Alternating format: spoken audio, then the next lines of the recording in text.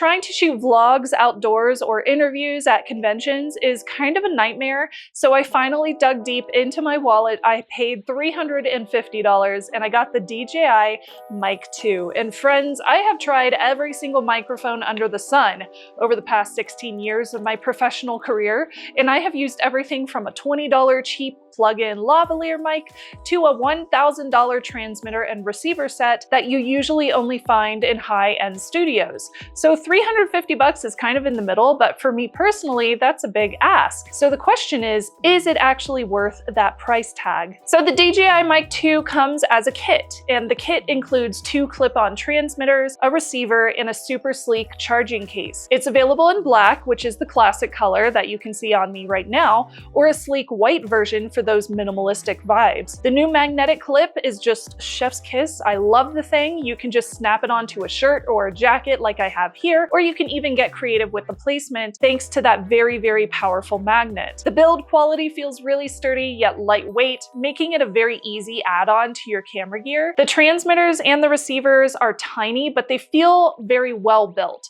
and they weigh in at only 28 grams each. The transmitter is big compared to a simple lavalier mic. Like, you can see it right here, it's quite large, but you don't have to wear a transmitter pack in your bra strap or on your belt or in your back pocket, so it is a trade-off. I did notice that the transmitter is a little bit top heavy, so it was leaning forward a bit if you are wearing it on more flowy or lighter material. What I think is super cool here is the included charging case. It's not just for storing your gear inside of it. It actually has a 3250 milliampere hour battery inside too, which can fully recharge your mics twice in one go. That means that you can go for those long, full day shoots without worrying about running out of the juice. I have done 4-hour studio sessions without needing to return the mic to the charging case, no problem. And the charging case holds a charge for a very long time, so you rarely need to plug it back into power. I could easily get 8 hours or probably more, but I've never done over 8 hours of recording in a day out of the mic and the charging case together. Now, if you like this video, a subscribe would mean so much to me. I use subscriptions as an indicator that I am actively building an audience here who is interested in these kind of topics. It also lets me know that you find value in this kind of content. Now let's go ahead and talk about the audio quality because, well, that's why we're here, right? DJI introduced 32-bit float audio with the Mic 2.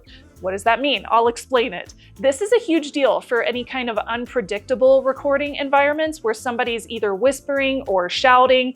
32-bit float audio can capture an insanely wide range of sound without clipping at the very top. So even if you can't constantly monitor audio levels, the DJI Mic 2 will have your back throughout that process. Plus, you can start recording with a very simple press of a button, just one click on the red circle and you are rolling. So it's super handy for those on-the-go interviews or run and gun shoots. Now remember the magnet that I mentioned earlier? It's definitely a game changer. DJI swapped out the traditional clip. There is still a clip on the back of it if you prefer to use the clip, but the magnet's there too. So there's this strong magnetic backplate, which lets you attach it anywhere on your subject's clothes without having to awkwardly find a spot for the clip. That very small addition saves a ton of time, especially if you are working with multiple subjects. I do have to admit, I was a little bit skeptical about DJI's built-in noise canceling. I am all about recording clean audio and tweaking it in the post, but hey, sometimes you just need things to sound good immediately before you actually get into the editing. So if I'm going to a convention, I need the final edit to take as little time as possible. I need to go from recording to posting that video as soon as I can, because oftentimes I'm recording about brand new products and the companies want me to get those videos out as soon as possible. So editing has to be very much shortened. The noise canceling does indeed work, and it works really well. For example, I was wearing this with hundreds of cicadas in my mom's backyard while I was filming on vacation in North Carolina. I was doing an unboxing of my Samsung products over the summertime. You can find that video on my channel. Hey everyone, I have just received all of my new Samsung pre-orders, so I wanted to give you a really quick unboxing. I am currently on vacation. This is not my normal studio, so the sound might be a little bit different, but hold with me because I have a lot of new items to show you. And you cannot hear the cicadas around me, even though they were crazy loud. There were often times where I felt like I had to shout to get over the noise of all the bugs, but the noise canceling did such an incredible job of just canceling out that noise in the background so that you couldn't hear it. In the case of that Samsung unboxing video, I actually did zero post-processing to the audio. I just edited the clips all together and then I uploaded it and it was good. And that never happens with audio. You always have to do some kind of post-processing. So I was pretty excited about it. Real quick, I want to say a big Patreon shout out to everybody that joins over on my Patreon page. You can join all of my current patrons and support my channel by going over to patreon.com/ShannonMorse for perks like early video access to videos like this one or my private Discord. But as usual, the videos on my channel are free to watch, and I thank my YouTube members and my patrons for making that possible. Now, I discussed the battery life a little bit, but let's go into some more detail. The battery life has gotten a really nice boost with this new version. Each transmitter and receiver packs a 360 milliamp per hour battery inside of it, which gives me about 6 hours of continuous use if I'm working for more than the normal 4 hours of recording times. And the case, as mentioned, can charge this as well as the receiver, which I currently have plugged in up above me. It can charge both of those fully in just over an hour, which means that you can keep one of the mics charging inside the case, like I have one right here charging, while you're using the other one. So I could just like hockey puck back and forth between these two transmitters and continue recording for who knows how long. At least 8 hours, I know that for sure. If you are into using custom mics, you will love the fact that DJI's Mic 2 transmitters do have a 3.5mm input, so you can connect your own microphones to this in case you want to hide it, or if you want to put an actual lavalier microphone underneath your clothes or what have you. And for those who prefer a more streamlined setup, the transmitter can connect directly to your phone or your tablet via Bluetooth. Just keep in mind that when you do that, it might impact the battery life and it limits some of the key features like the noise canceling and the 32-bit recording. The receiver itself does come with a USB-C input jack as well as a cable for a traditional camera, and I have used it both ways as well. It's truly plug and play with my Android phones, with my iPhone 16, even with my Sony camera, which means all I have to do is stick this thing in the USB-C port on my Android phone or my iPhone 16.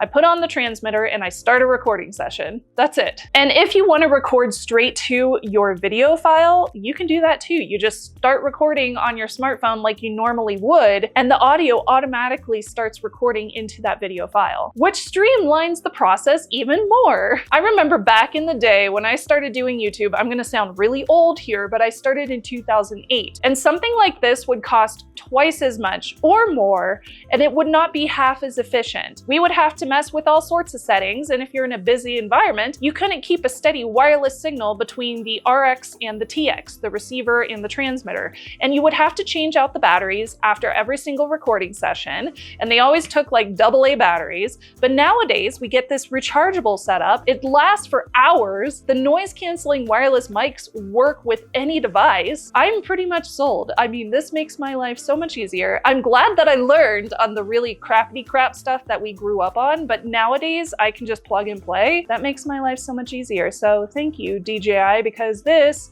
is a game changer. So between the magnet that makes it easy to wear, the 32-bit float audio, the noise canceling, all amazing perks, plus the battery life is really great. It's super portable, but it's expensive. It's $350. And if you want to use it with Bluetooth or record straight to the transmitter, you will lose that float audio and noise canceling flexibility that you get with the receiver. I always use the receiver. I feel a lot better when I see that little screen is in front of me and it's working. And I have saved countless hours in setup, pre and post production work just by using this thing. Overall, I think the DJI Mic 2 offers a ton of convenience and improved audio features over the original. And for content creators who are constantly on the go, this is a very solid investment. The price might make you pause, but considering all the time that you will save in setup and post-production, it is absolutely worth it in my opinion. And just so you know, this entire video was recorded on this little transmitter. And that's even with my hair flopping around it. So that's saying something. Thank you so much for watching, s'mores. I will see you next time. Bye, y'all.